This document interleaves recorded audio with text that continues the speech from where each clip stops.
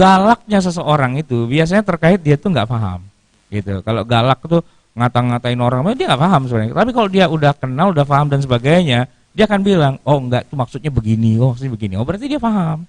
Jadi masalahnya cuma karena kejahilan aja sebenarnya sih. Karena wawasannya sempit, cekak gitu kan. Ilmunya cuman ya kayak katak di bawah di bawah tempurung gitu ya. Jadi ya itu aja. Ngelihat dunia luar nggak pernah gitu, begitu lihat sedikit silau, silap-silap matanya, terus serang. Nah gitu, itu gaya kita tuh begitu. Kalau nggak kenal serang aja gitu. Tapi kalau kenal, nah itu harusnya baik gitu. Terakhir pertanyaan ke Ustadz Sarwono. Fenomena ini tadi Ustadz, saling membid'ahkan begini, yang ternyata itu adalah bid'ah idhofiyah itu yang para ulama sangat memang ada celah untuk berbeda di situ. Yeah. Nah, untuk lebih bijak lagi menghadapi perbedaan-perbedaan ini bagaimana Ustaz? Pesan Ustaz? Ya pertama tentu kedalaman keilmuan itu kan sangat besar pengaruhnya pada sikap seseorang. Kita itu semua orang ya, itu punya prinsip begini. Semakin kita tidak tahu suatu masalah, semakin kita akan memusuhinya. Okay. Tapi kalau semakin kita kenal, kita akan semakin ramah. Nggak usah jauh-jauh. Saya kenal seorang muazzin masjid. Itu kalau azan suaranya merdu banget. Orang yang ogah-ogahan sholat pun gara-gara dengar suara azan yang merdu itu langsung berangkat ke masjid gitu. Hebat kan dia dalam mempengaruhi orang.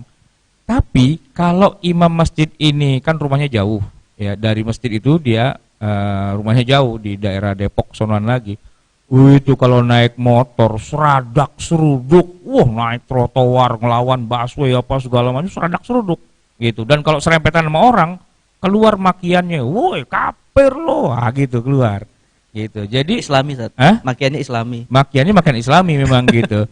Cuman saya tanya begini, antum itu kenapa di jalan kurang soleh begitu, kenapa gitu kan? Ya kalau kita nggak begitu Ustaz, kapan nyampenya gitu loh, ya kan? Jadi dia ngejar waktu gitu kan, nah dia seradak seruduk gitu. Tapi kalau yang nyerempet dia ternyata sesama ustadz, ustadz nggak apa-apa gitu. Kenal kan gitu ya. Jadi orang tuh kalau nggak kenal itu bawaannya pengen musuhan. Tapi kalau kenal nggak apa-apa. Nah, kemarin di depan pintu gerbang tuh saya mau tabrakan tuh kan, surat gitu kan.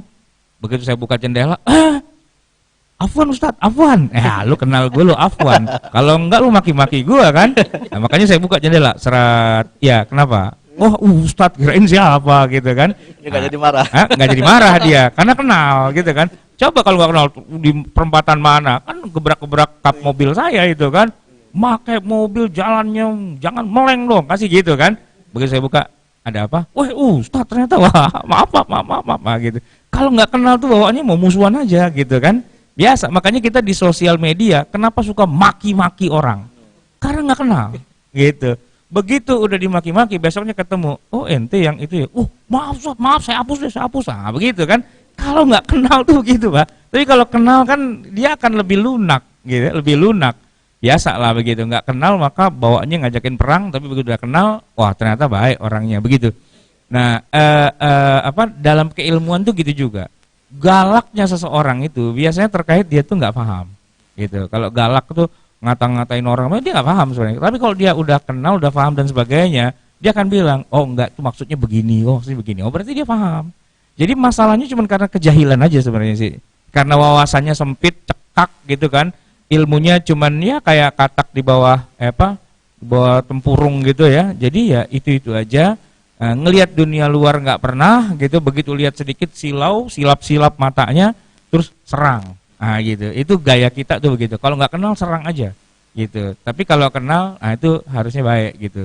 Oleh karena itu, kalau saya sih mengatakan begini, biasanya orang kalau baru belajar agama kemarin sore, ya kan, hijrah tiba-tiba gitu kan, itu memang masih rada-rada buas itu, masih ibarat kuda tuh masih liar, masih belum dijinakkan gitu ya. Seperti antum lagi nguber-nguber anak perawan orang, itu agak susah itu, belum dijinakkan gitu kan. Tapi kalau sudah diajukan proposal ya kan, udah diajukan lamaran, khitbah udah diterima, nah dia udah giring itu, ibaratnya burung dara tuh udah giring, mau diapain aja udah mau gitu kan.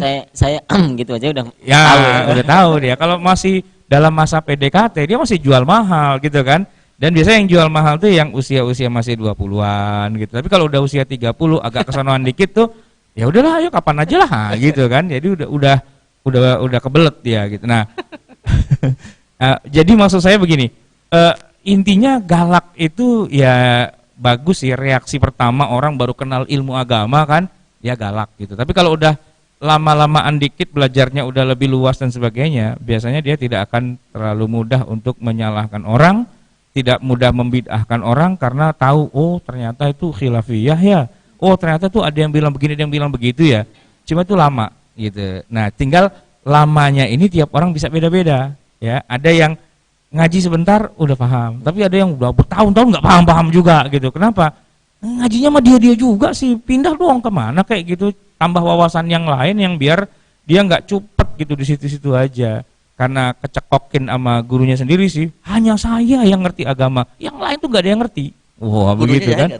Gurunya jahil nggak tuh? Ya gurunya bilang begitu dari awal udah diprotek, sebab kalau nggak diprotek gitu muridnya hilang melulu gitu kan, keambil orang lain karena gurunya juga nggak nambah-nambah kan ilmunya, dia kan berhenti di situ.